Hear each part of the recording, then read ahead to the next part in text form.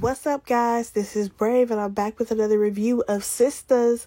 This is season 2, episode 17, and the episode is titled Addicted. Let's go ahead and get started. So, we start this episode off with Zach in jail.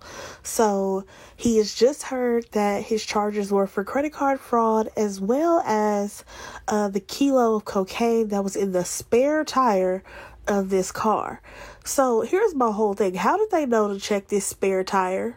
Because that is a random place to be checking things. Also, why did Zach actually get pulled over? We never learned that. There's a lot of plot holes with this, but I'm gonna let it rock.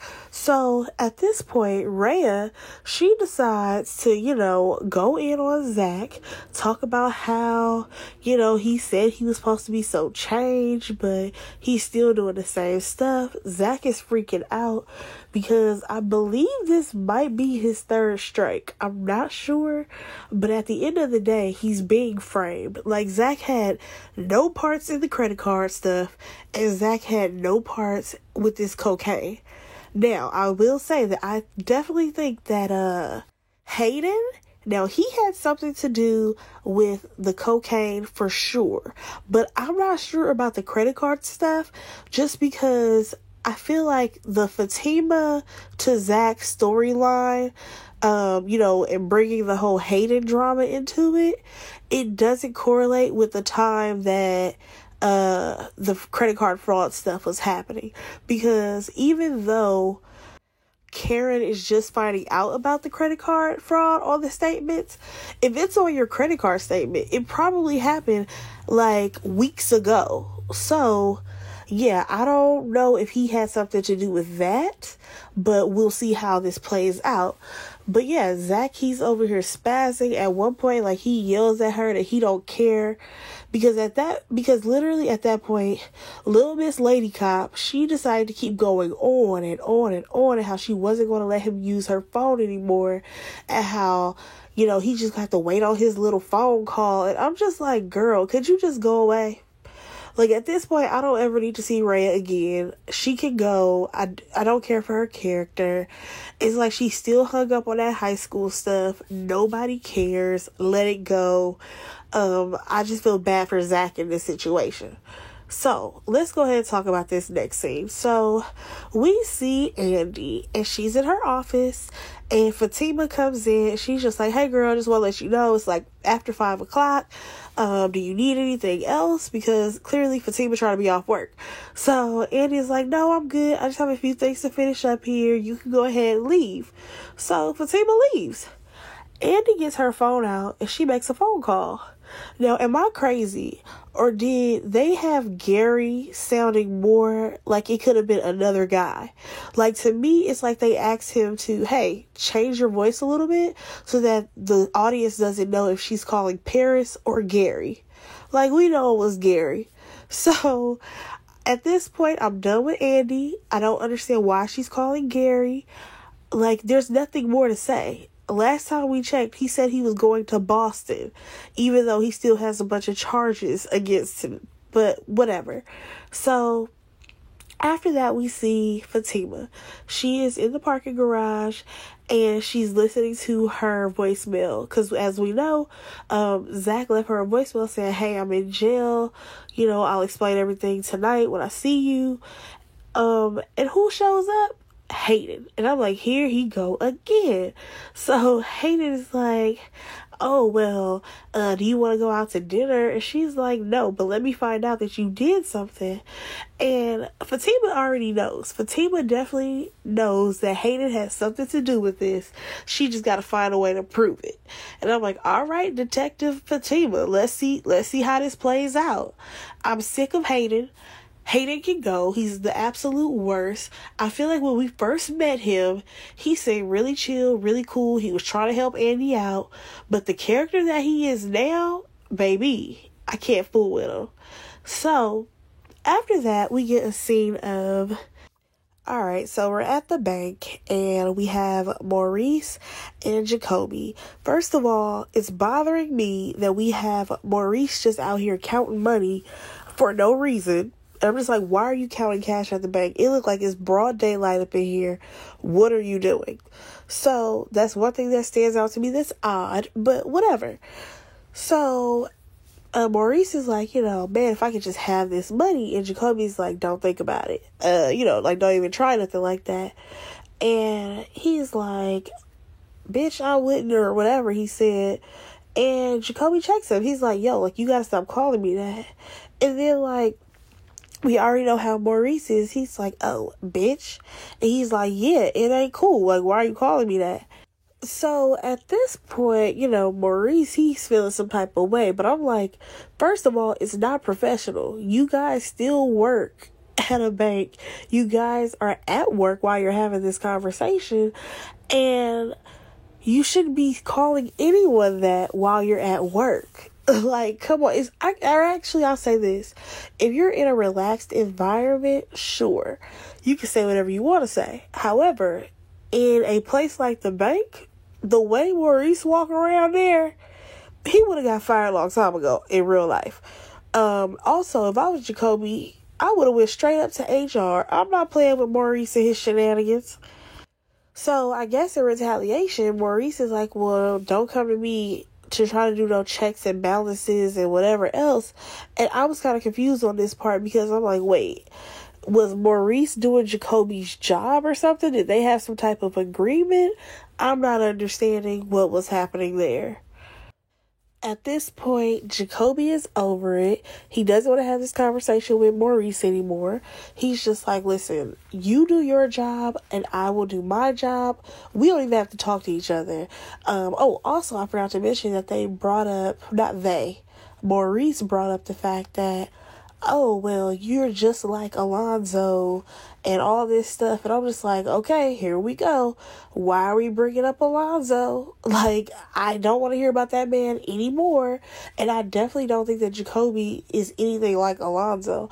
I feel like Alonzo was definitely a person who commits hate crimes for sure. And he definitely attacked Maurice for no reason. However, in the case of Jacoby, no, he just doesn't want you to keep calling him out of his name. Like, come on, Maurice, stop playing. Like, as if you don't understand what he means. Because you can't just go around calling everybody that. Because how are you a teller at the bank? Like, when the customers walk up, do you just be like, hey, bitch, how much money you putting in the account today? Like, no, you don't. So, Jacoby, I believe he called him the F word, though. I wasn't really feeling that at all because don't like that word. I don't even understand how that escalated to that. But Maurice starts laughing. He's like, yeah, fired. And next thing you know, Sabrina walks up. So Jacoby is like, hey, Sabrina, and he ends up giving her his reports. It's the end of the night. I stand corrected. It looked like it was broad daylight in there. I guess it's the end of the night. And he's like, oh, well, I'll put a little note on your files or whatever. He probably asking her out on a date. And he ends up leaving. He says goodnight or whatever. And Sabrina is like, Maurice, you're not going to say goodnight back? And he yells and no, he's not going to say good night to that B. Like, I'm not even going to say it the way that he said it because, my God, he used all his force. And I'm just like, Sabrina, you are a manager at the bank. There is no way, regardless of these two people being your friends or whatever, there's no way that they can talk to each other like that and you not, have a discussion with them. How are you not checking Maurice? Because technically he should be on leave just from that incident alone because it was some unprovoked anger and he should have been calling Jacoby out of his name. So Jacoby leaves and Sabrina ends up reading the little note or whatever. I guess he told her to meet him somewhere. Whatever. She all googly eyed and giggly. And not Sabrina, Maurice is like, well, what are you so happy for? And she's just like, nothing. Like, how long is it gonna take you to be here? And he's like, you can go ahead and go because it's gonna take me a while. Now, here comes Sabrina talking about some, well, what if Alonzo comes back? Really? Are we really going to run that storyline into the ground like this? Like, I thought we let that go after they had that fight and Maurice beat him up that second time. Like, why are we still talking about Alonzo? So we finally get to the point where Maurice is like, well, I saw the note that he left you or whatever. And Sabrina's like, she like him. So at least she's finally admitting it. And Maurice is like, well, I don't. Or whatever. He finally tells her that Jacoby doesn't want him to call him the B word anymore. And she's like, yeah, well, don't call him that. Like, if he's not comfortable with that, then why are you even trying to call him that, Maurice? This is so frustrating. So at this point, we realize that Sabrina is really into Jacoby. Oh, but who also is into Jacoby? Maurice. So Maurice is like, yeah, he's fine, blah, blah, blah. And I'm just like, what is about to happen? I can't do Sabrina and Maurice trying to fight over the same man. I just can't do it. I can't. I really cannot. Oh, and also, we have Maurice talking about so what about Calvin? And I'm like, don't nobody care about Calvin, okay? Don't nobody want to hear about Calvin. Don't nobody want to see Calvin. Don't nobody want to even hear anything about that man. Like, no thank you. Bye, Calvin. He doesn't need to be on the series anymore, considering Sabrina does not want him. Bye-bye. So, we now have Danny. She's at work. And this white woman walks up to her little podium stand that she have, her desk, whatever. And she's just like, you know, it's me. I'm Preston's sister.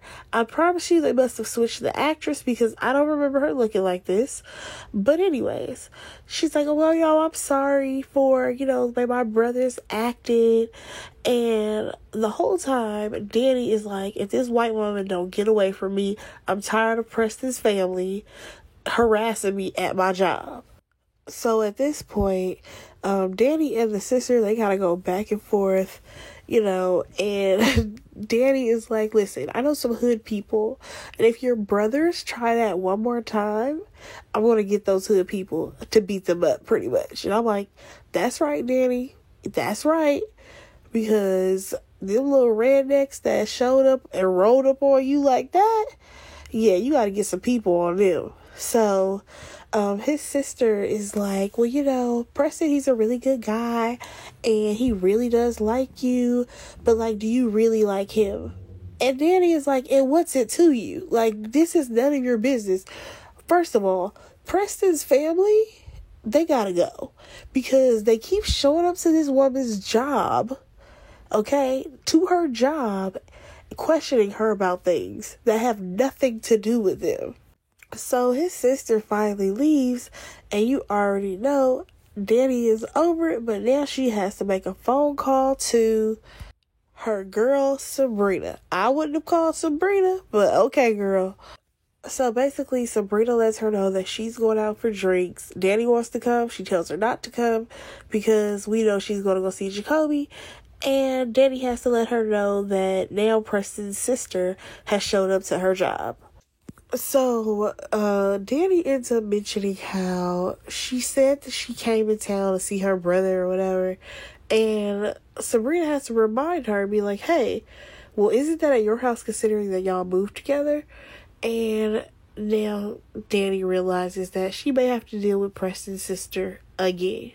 So, we now have Andy going to see Karen at her job. And they just have a little discussion about Andy and how Andy feels, because she feels like, you know, Gary lost a lot, you know, dealing with her. And I'm like, girl, he didn't lose anything dealing with you. He lost those things because he was doing fraud. So at this point, you have Andy talking about how she feels so lost, and Karen is like, listen, I already knew that I love Zach. However, I had to move on because the relationship wasn't working, and now I'm dealing with Aaron. And Andy is talking about you're still not over Zach.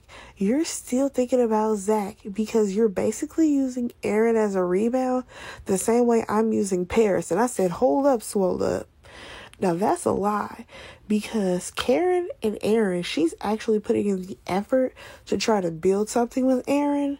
Unlike you, Andy, who basically called Paris when you needed somebody to hook up with, and when you were trying to get Gary out of your apartment, you had Paris out here having a full fist fight for that. Like, let's not play this game as if you guys were on the same playing fields, because you're not. Karen was actually over Zach, and she's trying to move on with her life.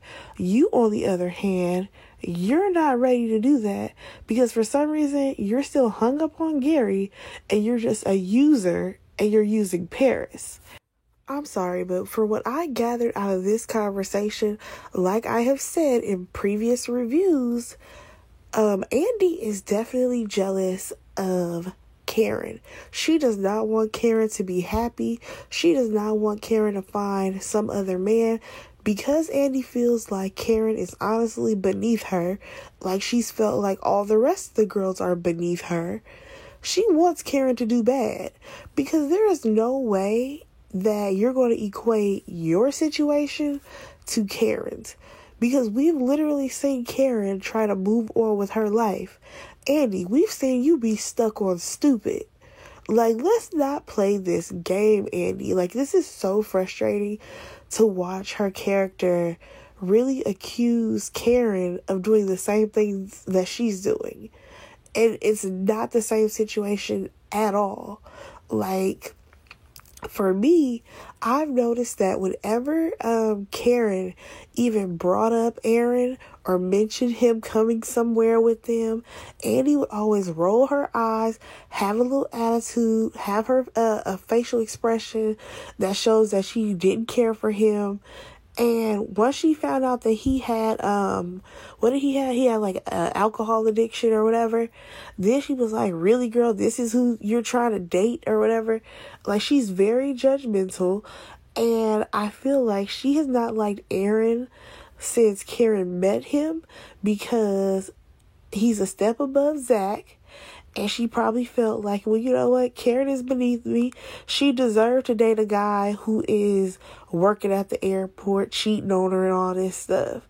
But once Karen met a guy who was a tad bit different, treated her differently, and, you know, actually seemed to care about her, oh, now Andy has a problem with it. I'm sorry, but Andy is definitely jealous of Karen. You cannot tell me anything different. I will say that Karen was definitely right. She peeped game that Andy, first of all, she wanted to argue, and secondly, that she was seeing Gary. Like, Karen knew her friend, even though Andy denied it. But we're going to talk about that a little bit later. Yeah, Andy is full of crap. I'm sorry. There is no way around it. Andy is just full of crap, and she aggravates me to my core. But let's go ahead and move on to the next scene. So we have Fatima, who is trying to bail Zach out of jail.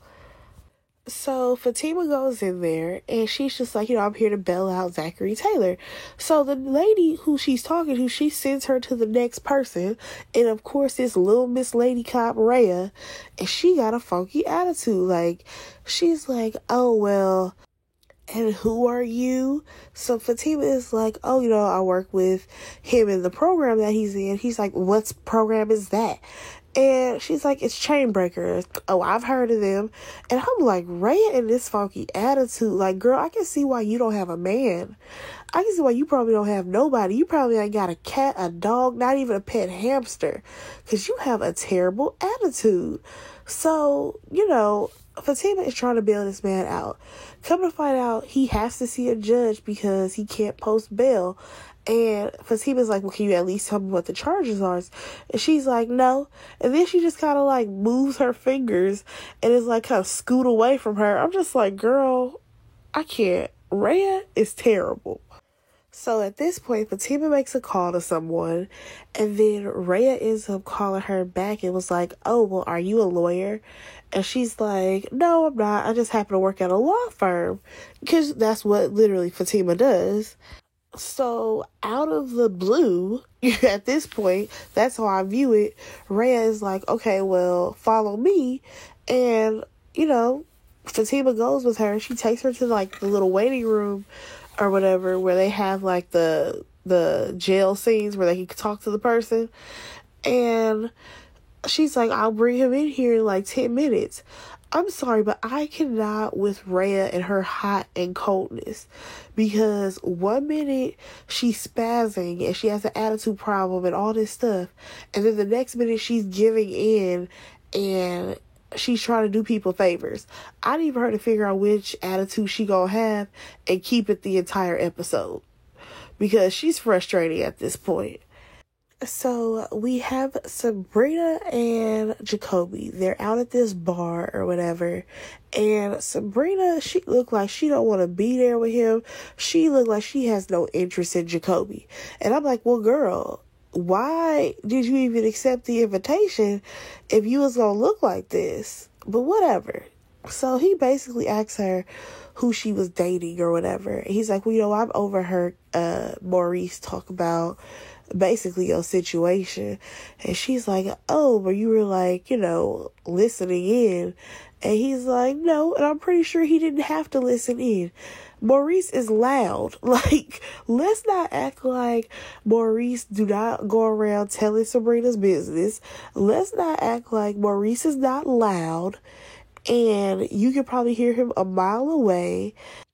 I mean, I honestly feel like this conversation that she's having with Jacoby, it could have gone a total different way. So basically, he's like, listen, let's not act like, Maurice is not like this loud guy. So at this point, Sabrina is like, wait, you don't like him. You don't like Maurice at all. And Jacoby is like, well, I mean, he doesn't have to be the way that he is.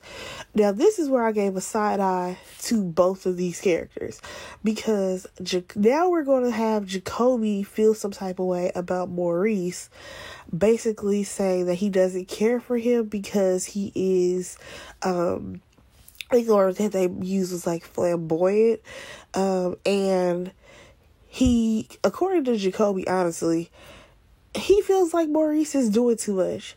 I don't like the fact that he was like, he's a guy, not a girl.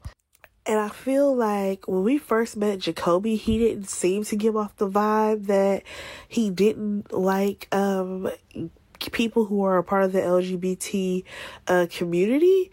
But I guess that's the storyline that we're going to follow now. But I feel like that doesn't... What's the word I'm trying to say? Like, I just feel like how Sabrina is kind of catching an attitude because Jacoby is saying that Maurice is doing too much. I'm like, he does do too much considering they work at a bank. Like, let's just take out the friendship portion of Maurice and Sabrina. But the fact that they work at a bank, every time that he talks to Jacoby, he calls him a bitch. And every time he talks to Sabrina, he talks to her like that. And I'm just like, there's no way you would be able to work at a bank and try to be professional. Like, he has no professional bone in his body, honestly. Now, that does not mean that he's not a great friend. That does not mean that Maurice is not a person to have a good time with. But in a professional setting, yeah, I can see why Jacoby is annoyed with Maurice, because he doesn't even carry himself at all like a person who, works as a bank teller. Like, when have you ever gone to a bank and you overhear somebody talking about some, hey, bitch? Never. You would never hear that. Like, you would never go to the bank and hear somebody, just going off about something, spreading all this other people's business. And I mean, like, let's not act like Maurice is not loud. Like, you can hear him from a mile away. Like, come on. Because like I said, honestly, if Jacoby wanted to, he can go to HR and talk about how every time Maurice sees him, he calls him out of his name and he disrespects him. I mean, he literally does it in front of Sabrina, and she's supposed to be the manager. How does that make sense? It doesn't at all. So at this point, Sabrina is ready to leave because she doesn't want anybody to talk about her friend Maurice. I'm like, okay, girl, stand up for your friend. And Jacoby, he just apologizing. Oh, I'm sorry. You know, you just have to educate me. You have to take it slow with me. And I'm like, does she really though? Like, I'm sorry, but I just feel like this is such a forced thing. I don't want Sabrina and Jacoby together. I really don't. I don't see it. I don't see it at all. So, she's like, well, you know, you can't say those type of things. And he's like, okay, but he can't call me a bitch every time he sees me. And that is very true. So then Sabrina is talking about I talked to him about that. And I'm like, did you though? Because when she confronted Maurice about that, it was still kind of in like that joking manner. Like, it wasn't like she was like, Maurice, we need to have a talk about this. You can no longer call him out of his name. No, it was more so, hey Maurice, well, you know you can't call him that. Like, that is two different ways to handle a situation. She keeps handling things because, well, the way she handles it is in the way of, we're friends, so I'm not going to be hard on you. And I'm not going to really be honest and tell you the truth. And I can't respect that. So he's basically convinced her to stay and have another drink. And he's like, okay, well, challenge my opinions. Like, let me know what you are trying to tell me that I need to, you know, respect about Maurice, pretty much. And she's like, okay, well, let's start with Alonzo. And I said, hold up, girl. Because I feel like if this man just told you that he has not experienced being around someone like Maurice, I don't feel like the first place that you start is Alonzo. I feel like you should have started out with, yes, Maurice, he is a gay man, and explain to him Maurice's personality traits, just so that he can understand maybe, how he perceives Maurice to be flamboyant or something like that. Like, I don't know how or why she is the one who always brings up Alonzo. Am I the only one who notices this? That Sabrina is always the one who brings up Alonzo? I don't know. I find it to be very, very weird. So she goes on to explain to him that, you know, the Alonzo situation, that was a hate crime. And I'm like, I just feel like Sabrina is not the one to have this conversation. Like, let's call a thing here. Sabrina, she doesn't seem like she has all her marbles. She's a bit ditzy. I just feel like, as far as educating somebody, Sabrina would not be my go-to to try to tell someone anything else. But that's just me. Let's go ahead and move on to the next scene. And we see Sabrina. She is still waiting. Not Sabrina. Fatima. She is still waiting on Zach. So Rhea finally brings Zach in. And when she leaves the room, Fatima is like, yo, like, what is going on? And Zach has to let her know that, first of all, he didn't do any of this. And secondly, his ex, he still has not said Karen's name. His ex has accused him of spending $5,000 on her credit card. And she's like, did you do that? And he's like, no, I didn't do that. And like I said, I believe Zach, because I'm still trying to figure out if this was on her bank statement. How do we know that Zach is the person who did it, especially considering it was her business card? Like, unless he bought something and he bought it online and shipped it to himself and it said it was shipped to Zachary Taylor, I'm not understanding how they came to the conclusion that Zach is the one who did it. But we're going to go ahead and move on from that situation to him having to tell her about how there was drugs in the truck.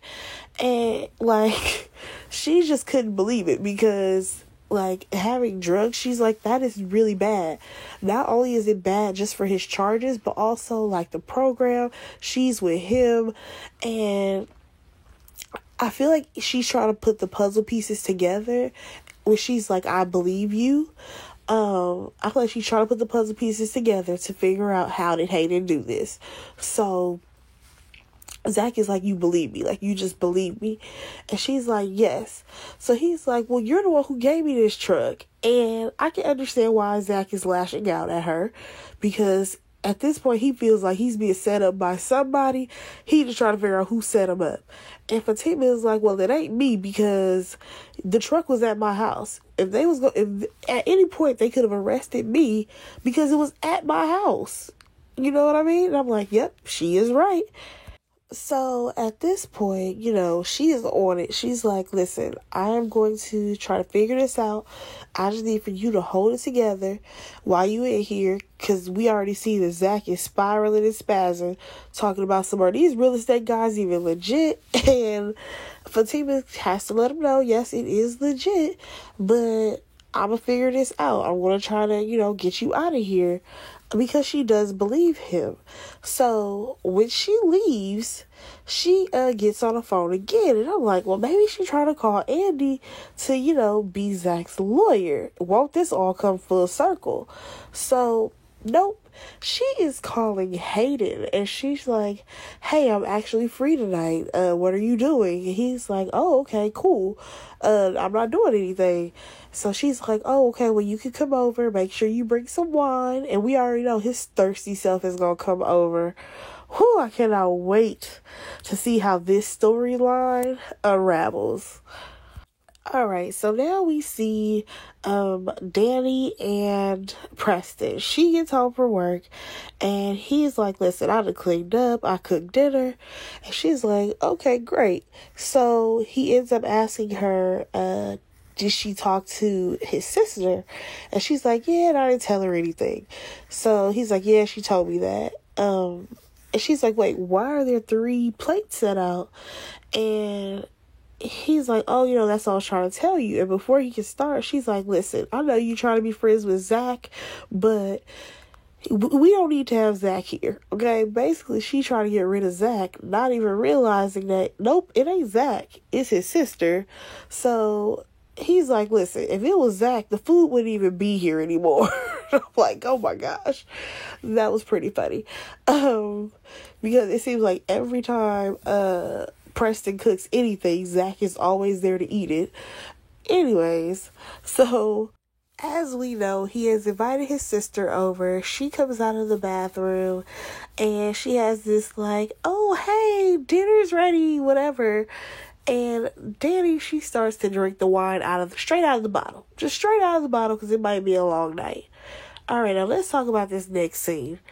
All right, let's talk about Andy and Gary. So Gary gets to Andy's apartment, and this is one note that I have noticed. How is it that Fatima has the best apartment out of everybody? Am I the only one who's noticed that Fatima's apartment looks better than everybody else on this cast, considering she's just an assistant at a law office?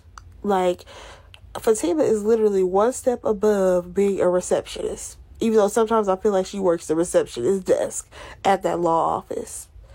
And her apartment looks so much better than most of the ladies. When I think of how she has a studio apartment. You have Sabrina's apartment, which it looks a bit small. I don't know, it's just something about Fatima's apartment, and then when I'm looking at Andy's apartment, I'm like, wait, considering, Andy has all this money, and she has a doorman and all this stuff, why is her living room so small? Somebody please explain to me why Andy's living room is so small. But anyways, so Gary comes in, and basically she's like, I don't even know why I called you over here.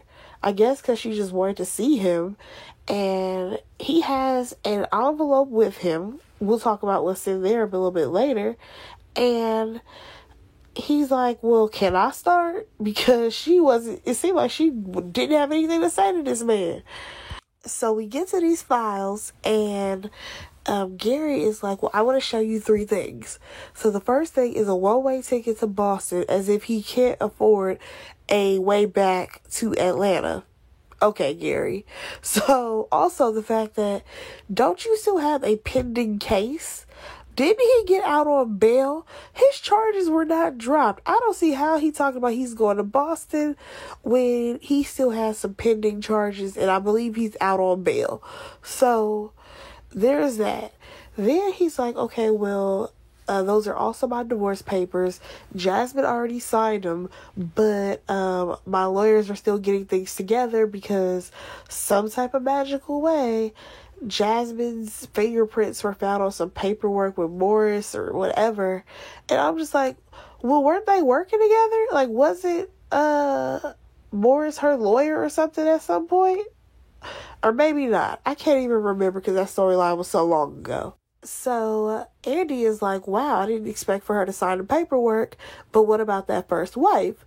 So Gary comes clean, I guess. We gotta take his word for it, that his first wife, they got married because she said that she was pregnant, and he was drunk, but come to find out, she lied. She wasn't pregnant at all, according to Gary. So Gary is out here going on and on about how he loves Andy and how, if this is him losing her, that he will be sad for the rest of his life. And I'm like, he is really selling this sad sob story. So Andy, she is just like, I feel like she's eating this up because she clearly wants to be back with Gary. And Gary, he's just going on and on about how he's the man for Andy and how he's always going to be there for her and all this stuff. And she's like, well, you do get jealous and that's very scary. And I'm like, yeah, girl, exhibit A as to why you shouldn't be with him. So this is when Gary hit us with the third thing, right? Because like I said, he had 3 things that he wanted to tell Andy about. And he gives her the phone number to the counselor that he's seeing, talking about yeah, I see this person 3 times a week. This is just trying to prove that he is really out here working on himself. Now, how many days has it been since Gary has been out of jail, y'all? Because I feel like he just got his money like a couple of episodes ago, but as we know, the time frame and the amount of days that go by on Tyler Perry's show, I feel like we've been through three episodes, but 1 day. So I feel like he hasn't even been out of jail long enough to be talking about he goes to this counselor 3 times a week. Like, a month has not passed since Gary has gotten his money. Maybe a week. If that. It could actually be about 4 days, according to Tyler Perry timeline.